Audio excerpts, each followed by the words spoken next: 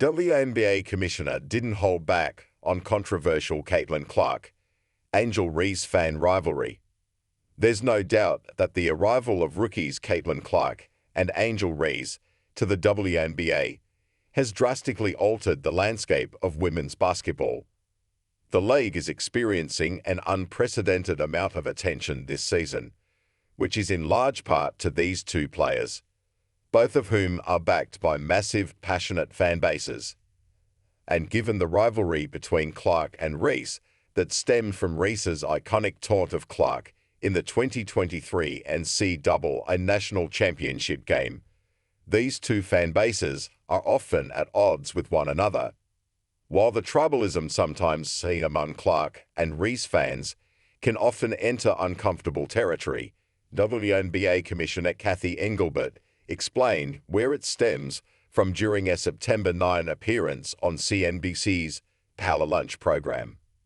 Now it seems, on some social media channels, to have taken a darker turn, a more menacing turn.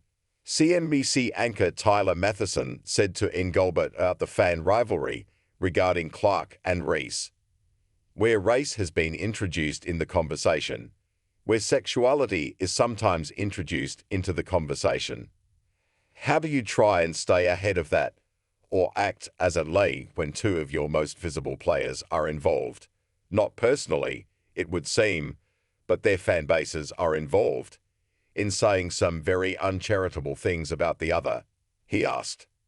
Well, the one thing that's great about the league right now, we do sit at this intersection of culture and sports and fashion and music. Like, the WNBA players are really looked at now as kind of cultural icons, Engelbert said. And when you have that, you have a lot of attention on you. There's no more apathy.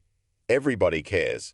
It is a little bit of that bird magic moment, if you recall, from 1979, Engelbert added, when those two rookies came in from a big college rivalry, one white, one black.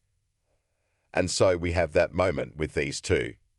But the one thing I know about sports, you need rivalry, Engelbert added.